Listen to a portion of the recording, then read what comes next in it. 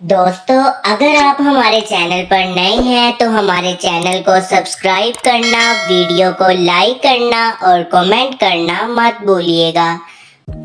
मीनू चिड़िया बहुत अकेली हो गई थी। मीनू चिड़िया के माँ बाप इस दुनिया में नहीं रहे थे। उसके माँ बाप उसके बचपन में ही उसको छोड़कर चले गए थे। मीनू चिड़िया अपनी खाला सुंदरी कवि के पास रहती थी। सुंदरी कवि की एक बेटी थी जिसका नाम सुहानी कवि था। सुंदरी कवि का सलूक मीनू चिड़िया के साथ कुछ अच्छा नहीं था। वो अपनी बेटी को ही ज्यादा प्यार करती थी। घर के सारे काम सुंदरी कवि मीनू चिड़िया से ही करवाती थी। सुंदरी कोई काम नहीं करती थी। एक दिन मीनू चिड़िया अपने कमरे में सो रही थी।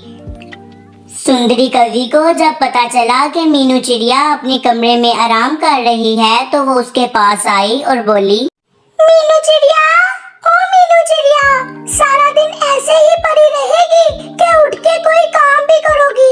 सारे काम ऐसे ही पड़े हुए हैं। मीनू चिड़िया ने कुछ भी ना कहा और उठकर काम करना शुरू हो गई। सारे घर की सफाइयां मीनू चिड़िया ही करती थी। सुहानी कवि और सुंदरी कवि किसी काम को भी हाथ नहीं लगाती थी और खाने के लिए भी मीनू चिड़िया को बचा कुचा खाना दे देती थी। मीनू चिड़िया अपनी खाला को फिर भी कुछ नहीं कहती थी। सुंदरी कवि और सुहानी कवि दूर दराज जंगलों में मीनू चिड़िया को ही भोजन लाने के लिए भेजती थी।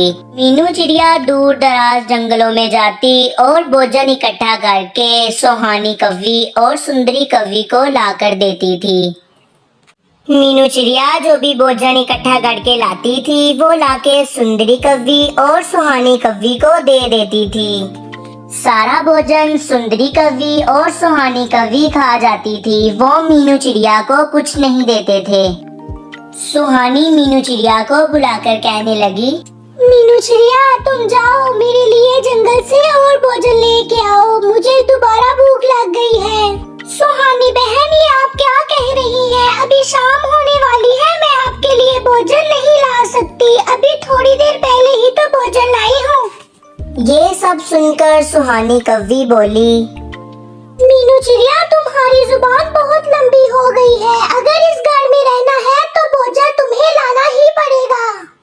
ये सब बातें सुनकर मीनू चिड़िया जंगल में चली जाती है और भोजन लेकर आती है। रात हो गई थी, उसको बहुत डर लग रहा था मगर वो फिर भी भोजन लेके आती है।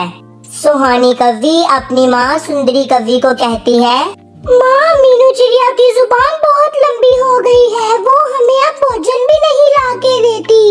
ऐसा करते हैं, उसको घर से बाहर निकाल देते हैं, फिर उसकी अकल ठिकाने आएगी। अगर ऐसी बात है तो ठीक है, आज इसको घर आने दो, इसको घर से बाहर निकाल देंगे। इतनी देर में मीनू चिड़िया भोजन लेकर आ जाती है। मीनू चिड़िया, तुम्हारी जुबान बहुत लंबी हो गई है, इसलिए तुम्हें हमारे लिए भोजन लाने की कोई जरूरत नहीं। तुम अब हमारे घर में नहीं रह सकती। ये सारी बातें सुनकर मीनू चिड़िया रोने लगती है, लेकिन सुंदरी कवि उसको घर से बाहर निकाल देती है। घर के बाहर बैठकर मीनू चिड़िया ज़ारों कतार रोने लगती है और अपनी मम्मा को याद करती है। राजकुमार कबूतर की नजर मीनू चिड़िया पर पड़ती है तो उसके पास आके मीनू चिड़िया से कहता है, अरे चिड़िया, आप क्यों रो रही हैं? क्या हुआ है आपको? मीनू चिड़िया राजकुमार कबूतर को अपना सारा वाकया बताती है। राजकुमार कबूतर को ये सब सुनकर बहुत दुख होता है। वो मीनू चिड़िया को कहता है कि तुम मेरे साथ मेरे घर चलो। मीनू चिड़िया के पास और कोई रास्ता नहीं था। वो राजकुमार कबूतर के साथ उसके घर चली जाती है। इतना प्यारा महल देखकर मीनू चिड़िया के होश उड़ जाते हैं। मीनू चिड़िया को कबूतर के साथ रहते हुए बहुत अरसा हो चुका था। राजकुमार कबूतर ने मीनू चिड़िया से शादी की पेशकश की तो मीनू चिड़िया भी मान गई।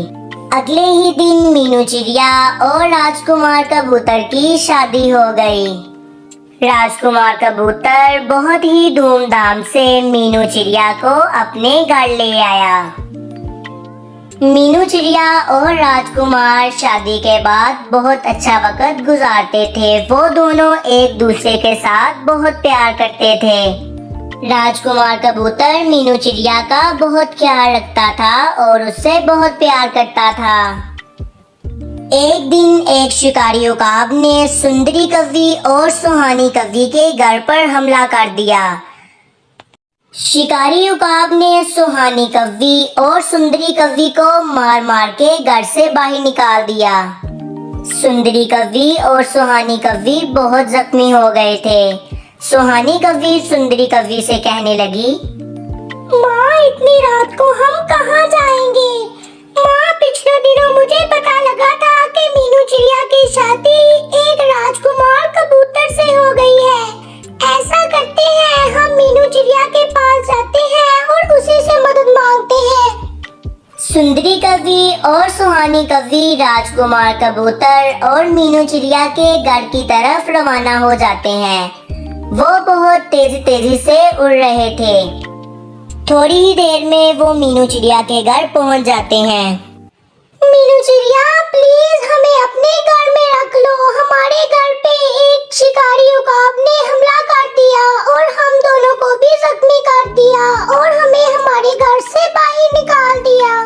सुंदरी कव्वी और सुहानी कव्वी को जख्मी देखकर मीनू चिड़िया के दिल में रहम आ गया और उसने उन दोनों को माफ कर दिया।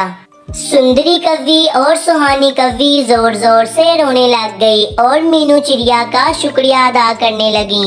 मीनू चिड़िया, राजकुमार कबूतर, सुहानी कव्वी और सुंदरी कव्वी अच्छी जिंदगी बसर करने लगे।